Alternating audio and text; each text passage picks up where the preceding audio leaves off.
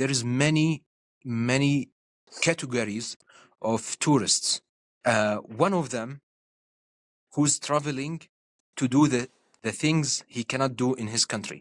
Okay, and I'm gonna give you an example later. And there is another category, the people who traveling, who's working for around 11 months a year, and traveling for 2 or 3 weeks yearly, and it's very common in Arabian Gulf countries, and mostly they are staying in luxury places like luxury hotels, and eating luxury in luxury restaurants.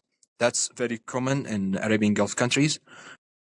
And the third Yeah. category, who want to learn about the culture. And there is also many categories else, but I just mentioned these three because I want to talk about these three categories, and it's attract me to understand these three categories. And the last category, traveling to learn more about cultures. Inside this category, there is many categories inside. Like some people, they like to travel to learn more about religions, for example. As me, I like to learn more about religions, so I'm traveling to learn more. And some people, they like to, for example, testing or trying um, a local food, and it's part of the traditions.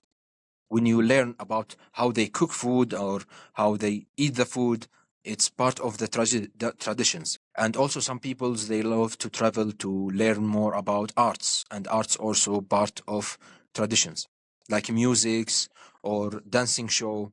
It's still a traditions.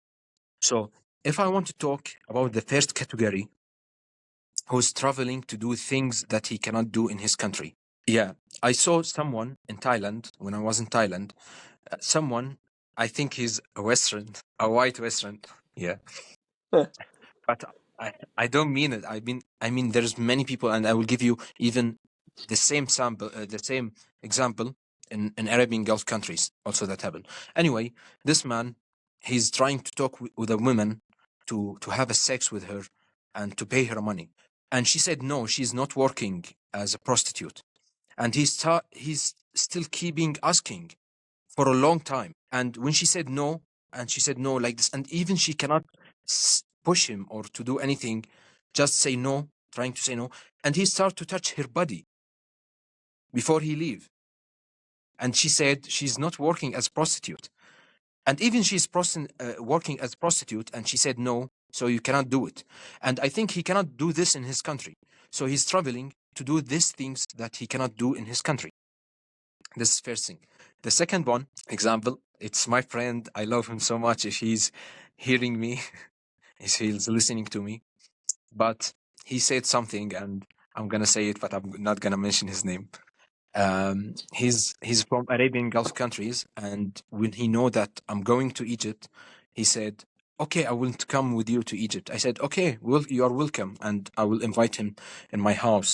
And he said, yeah, when I go to Egypt, the woman will see that I'm from Arabian Gulf country, and we have oil, and I'm a rich man, so I can attract many women. And I was like, oh, should I invite him to my house? you know. But I respect everyone. Like traveling make me respect everyone. Every time I learn more about culture, I saw many people have different thoughts and wrong. And I have to say, so when I see something wrong, I have to say it's wrong to change it. But I'm not attacking anyone. I'm not attacking the person at itself, because he just born in a city. Everyone or most of the people, they are thinking this way, so he don't have any choice. It's so hard to to think different way. So traveling, it's very good, and learning about culture is very good. Even if you're not traveling, if you can learn about culture many ways, like you have books, you have movies, you have to talk about foreigners in your city, in your area. If you learn more about cultures, you will start to respect human. Like all human, they have stupid thoughts, and we have to respect even the stupid, the human, not the thoughts. We have to respect the human. And the second category, it's I don't have many things to say about it, but it's about I told you, like the people who's working for 11 months yearly, and they choose 2 weeks to travel just to sit in luxury places and sitting on the beach, not doing anything, shopping maybe. This thing, it's very common in Arabian Gulf countries, because Arabian Gulf countries, it's like, especially some small countries, like there's nothing to do in these countries. Like it's just like a routine. Like everyone going to work for 6 hours a day, just 6 hours a day, 5 days a week, and in the weekend they go to cinema and or eating a food together and meeting in Duania. So it's boring when it's happening every day and every time. So they choose just to relax, going to beaches and shopping and do things like that. I don't have many things to talk about this category. And the category to talk about culture, I told you there's many categories inside this category, like learning about religions, arts, testing and trying local foods. For me, I'm interested too much about all this type of categories in this category of um, uh, learning culture, especially religions. What does make you so interested in religions? Yeah, it's really good question. Yeah, because when I was a child, I saw a book. I was maybe 6 years old. 6 year old. Start learning how to read, and I went to like a bookstore with my family, and I have to choose a book. And I don't know why. I don't know why, but I choose the book. They wrote it's about religions and like this. I took it. It was interested to me to read it, and it was I don't remember which religion is, but my mother, she said, no, no, no, just take a book for your age, like this. And that's true. Yeah, I have to take a book in my age, not this book.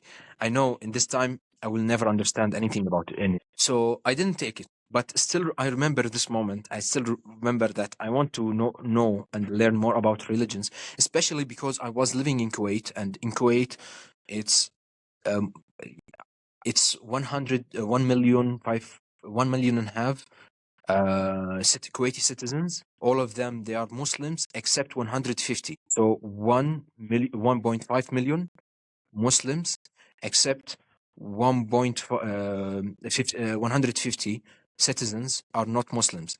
And I noticed that I didn't know about this thing before. I know it when I was 13 years old, around I think 13 or 12 years old. My father, he told me, yes, there is a Kuwaiti Christians. I said, really? I never saw them. I never saw them. So I was so excited to know more about them.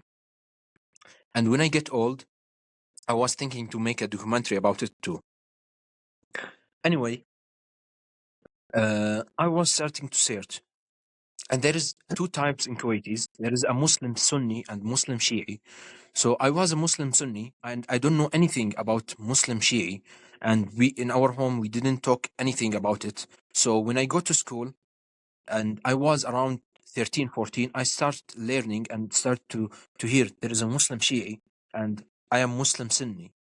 So I was interested to know what they think and what they believe in. And that's how it starts and grow up. Okay.